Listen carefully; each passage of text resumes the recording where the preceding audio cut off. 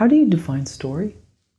A story transports me to a different place, to a different world, to a world and a life and meeting new characters that immerse me in an entirely new experience. You know, I think about some of the early storytellers in my life, like my grandmother, who was an oral storyteller.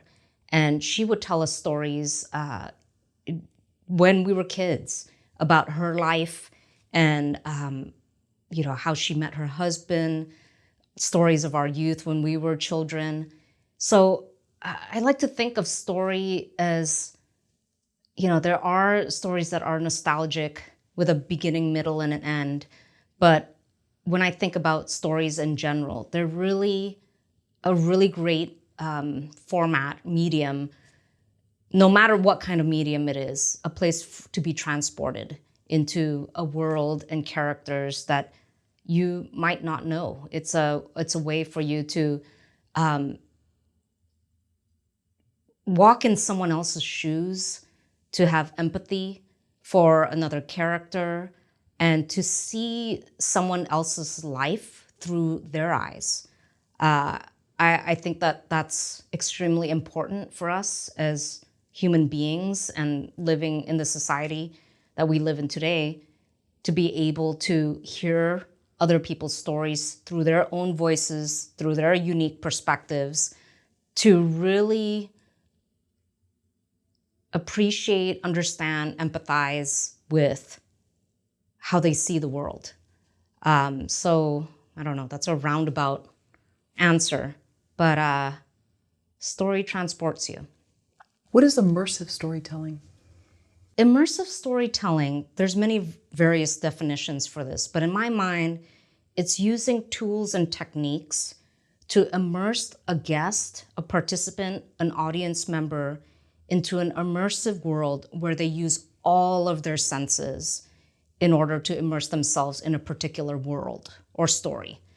And, you know, when I think about immersive storytelling, some of the most successful ones out there, they are the ones that really think about not just the visual or the audio storytelling, but in what you touch and taste and feel, and really have that interaction between perhaps different people or different elements or objects that maybe you can pick up, that you can, you know, explore and discover, and to really feel like you're immersed in a world or an environment that you may not necessarily be familiar with, but you have that suspension of disbelief to allow the storyteller, the creator, to take you there, to really immerse you in that place to play, to have permission to engage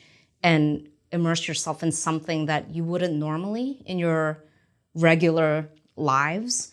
So to be immersed in that story and feeling like you're a part of it, feeling like that you're an important part of it is extremely important, I think, too. That you're not just a spectator, that you are an engaged, active participant in that story. So there are different kinds of immersive storytelling, ones where you do come into a space and it's extremely visual and there's music and all of that, but you walk around like you're perhaps a ghost or you don't have any effect to the environment. But then there's the more extreme types of immersive storytelling where you are an active participant. You can be a hero to that story and you can really take part in shaping the outcome of that story too. So there's different levels of participation, levels of engagement of what you can do in an immersive storytelling world. Does every place have a story? I think so. I believe that. Every place has a story. This room that we're in has a story. This house, this town, this city, it's a question of who's telling the story, right?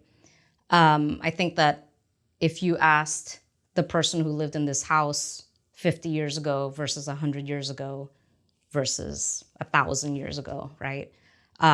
Everyone has a different story to tell, but yes, 100%. Every place has a story, and every person has a story too. And I find that one of the most fascinating things to think about is, if you have that chance to tell the story of yourself or the place that you're in, what's the story that you want to share with the world? Margaret, what's your reaction to someone saying entering a story is not just an escape? I think that it's story is it is definitely a way for us to understand and make sense of the world around us.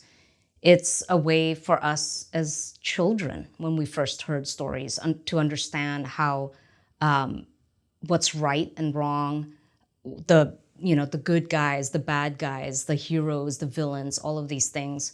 What's acceptable, what's not, what's the right choice to make, what's not. I think that for anyone who hears or tells a story, they tell that story through their personal and unique perspective. And what you pass down from generation to generation is what you hope will live on in terms of how you make sense of the world, and also how you're not alone. When you hear a story, you realize that there's someone else, whether you're reading a book, watching a movie, experiencing a world, you realize there's someone else in the world who understands exactly how I feel and how I live my life, and what I dream of and what I hope to do and what I hope to be one day. Because a lot of the stories that we hear or experience, the ones that really, really get into our hearts and our souls, are perhaps a way to fulfill a deep-seated desire and a wish. That's something we always think about when we, create any type of stories. What is the audience's wish fulfillment? What's their fantasy? And let's really get into the heart of what people not only want and desire, but what they need and what they're lacking in their lives. So telling a story does create that understanding and that, making sense of the world, and, finding the commonalities between us.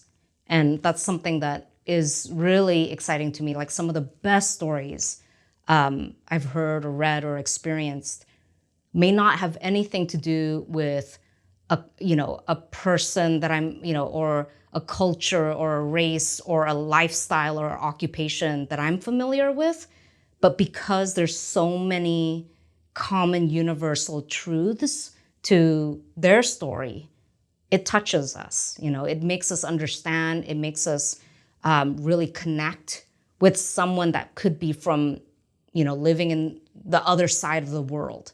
But, as a woman, as a mother, as a sister, as a daughter, as a human being able to feel that and understand that and make sense of that, that's really magical. To have that story really be felt with every person that experiences that story. That's really the goal of every storyteller, isn't it? To be able to touch everyone's lives in a way that's very meaningful. How is immersive storytelling different from novel writing or screenwriting? Yeah. Immersive storytelling is extremely different from more traditional forms of storytelling, like novels and screenwriting. I think because the role of the writer, the storyteller, is really part of a greater team. This is not a solitary craft. And I love to read books and I love to watch movies, and it's similar with film production too. I would hope that the writer works with the director and with the actors and all of this, but I think the role of the writer and the storyteller in immersive storytelling is extremely important, in that they are the story champion and the guardian of that story craft throughout from the beginning of the project to the end, because you have to find ways to be able to embrace and celebrate that story in various disciplines. You talk to the landscape designer, to the architect, to the audio engineer, to the graphic designer, in terms of being able to tell one story world, let's say. And it's not experienced in just one medium. There might be some media components in an immersive story world. There might be some, graphic elements that you're reading and listening to. But as a whole, it's a very holistic type of storytelling, because you are immersing all of your audience members' senses, so that every single detail of the first moment a guest, an audience member walks into your experience until the moment they walk out, every single detail, every single thing they touch and feel and hear and taste is all a part of that greater story. So how do you tell a story or share a story or have your audience member partake in that story in such a way where they feel like they're the hero and an active, important part of that story? And that's very different from, reading a novel or watching a movie where the reader or the audience member does not take part. They're viewers or observers or readers. They don't have a place in the story. Whereas in immersive storytelling, the audience member, the guest, is a part of that story. And they are immersed in this world where perhaps they can take action and, do and see it and take action to have consequences in terms of how the story plays out. So they become one of the characters to the story. And that's really a big difference to any other formats of storytelling. How do people respond when you explain that your job is to create an immersive story, that you're an immersive storyteller? They usually question it.